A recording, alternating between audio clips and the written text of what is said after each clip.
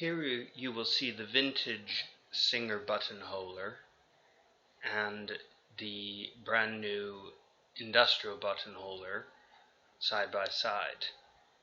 The reason I have the industrial buttonholer is that it is for a high shank machine, whereas the vintage Singer is for a low shank, so they won't fit on each other's machine. But it just makes sure that I can do buttons the way I want when I want.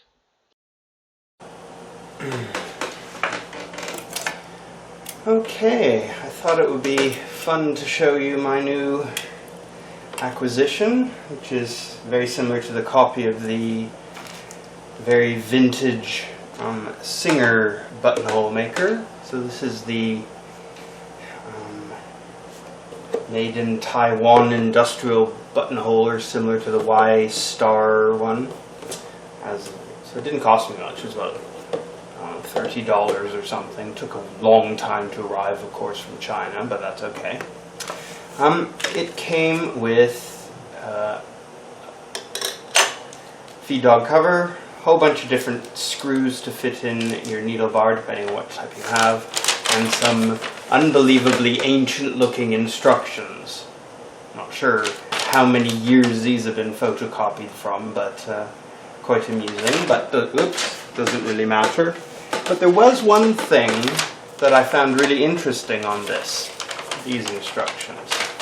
So they actually say, let's see if I can get this light a little better, that you can make bar tacking with this. And I thought, all right, how interesting. So for those people who have a straight stitch only machine, you can actually use these to make bar tacks. I thought, okay, well, I'll try it out. So I did. And I'm going to give you a little show now on how this thing works. So, for those of you familiar with the Singer one, the nice thing about these, they don't use, that's a little too bright. Let me try changing this light here. Let's see if that works a bit better, yeah. So, there's a screw here, and this changes the gap between the two sides of the stitching. This one changes the width of the actual stitches. So combining those two together, you can get a wide variety. It doesn't use cams, but what it does is it allows you to adjust the width of the stitching, the gap between the stitching, so depending on the type of fabric you want, you can use it. This back here allows you just the length of the buttonhole. So once you set it up, it's a bit fiddly the first time, but normally you would set these to a standard, and then this one you just adjust depending on what you want. And then on this side you have the mechanism which allows you to push it back and forth to test it out. This actually goes over the arm of the needle bar, and this allows you to adjust. It's slightly different on the Singer one, which is a screw, but this is quite nice actually. This allows you to adjust the density of the stitch, so how close they are together, so you would make them wider for some fabrics and narrow for others. It's just got a screw there, and that just goes to the needle bar. So I'm going to try and do this so you can actually... So putting it on is relatively easy. You just put it over the needle bar, like that, and slide it on, and then, like normal, attach it, screw this in till it's good and tight. Sometimes it takes a bit of fiddling to do this, but now it's going on. So that's on there good and tight, and I've got two colored threads in here. So at the moment, the length of the buttonhole is there, and that's a pretty good length. So I'll get a piece of fabric now and we'll show you what it does. So I've got the feed dogs dropped this time, which of course was the mistake I made last time when I didn't drop them. So it all bunched up, so I've definitely dropped them. And I'm going to just put this down here. Tension's good enough, or the foot pressure. Whoops! Oh yes, this I remember on this machine. Okay, I did need to put the, I remember that when I tried this before. Just the way this is built, if you don't put this feed dog cover plate, it doesn't work on this machine very well, so I'll have to put that on. So one moment, I'll be back. Okay, so I've put the feed dog cover on now. I might be able to tilt this machine a bit so you can see what's going on, but it might wobble. Okay, so it's fairly easy to do. Now that the feed dog cover's on, drop the needle plate. Now I've spun this to the top of the stitching, so I'm pretty happy that's where that's going to go. Alright, so you can see that's working, and this is, so I've got my stitching set on here to 1.5, and then we're going to go around, and hopefully all being well, this thing will be fine.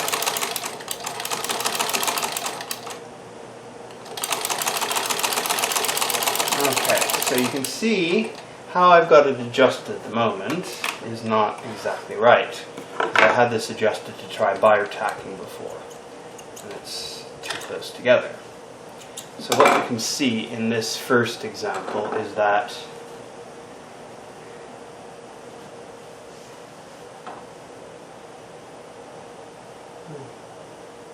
the stitches from both sides overlap one over the other. Not sure if there's a better way I can get this light to working, because it seems to be burning out the image. I'm going to try another light. Oh yeah, that's actually better, even though it's almost impossible for me to see what I'm doing now. But it looks better on the video.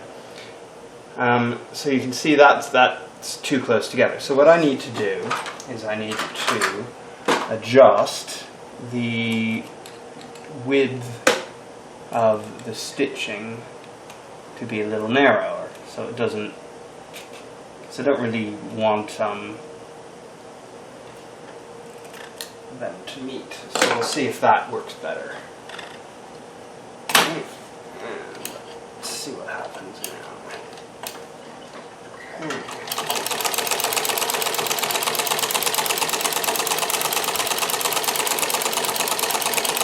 Okay, you see how easy that is. So there's the stitching this time. Perfect gap in between. But sometimes you might think, well, that's not quite dense enough. So you could go around a second time, or what you can do is, see if I can remember which way increases it and decreases it. Yeah. So by screwing that down, it increases the density of the actual stitches. Okay, so there we go, and you can see that's much denser this time. You know, it's a very good buttonhole, and you can see on the back, perfectly balanced stitch, and that works really well. So I like it. It's very nice and smooth. I've oiled it up. It's good to go. But what I'll do is show you the one thing which I thought was really fascinating with this, and I'm going to loosen it, the density, reduce the density slightly, and I'm going to put this to be a bar tack. So in the instructions it says put this all the way to the left, but what they actually mean all the way to the back. So I've edited my instructions. Let's see if we can do this first go. So what it means is it actually puts the two sides of the stitching over top of each other, which is why I reduced the density. So that's pretty cool. Now this is a very long bar tack, but what I would do is just adjust the bottom of this, the length of the buttonhole, to be the correct length. So what you can see there is it's a single bar tack, which is pretty cool. So you could do that and actually I think I almost prefer that in some ways to bar tacking and trying to hold down the belt loops and stuff when doing bar tacking, because this will just clamp it in place. So I'll just reduce this length here, shorten it a bit. So I'll need to bring this forward, and then let's see how short this will go. Let's see. Well, that's the longest, so I definitely don't want to do it that way. So we'll bring that up and see how long that is. So the nice thing about this is you can just adjust this. It's quite easy to adjust.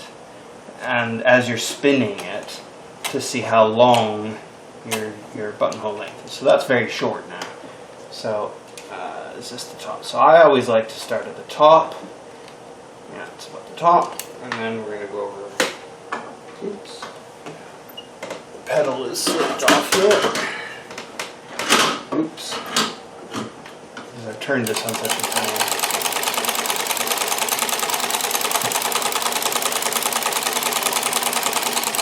There you go. So you can see how much shorter it is this time and smaller. So perfect results. So I'm very pleased with this because I've always liked this style of buttonhole maker. It gives really good results. And it's nice and easy, and once you set the length and the width and everything, you can just ream them off like you wouldn't believe. Very, very easy to use, very smooth. Hope you enjoyed that.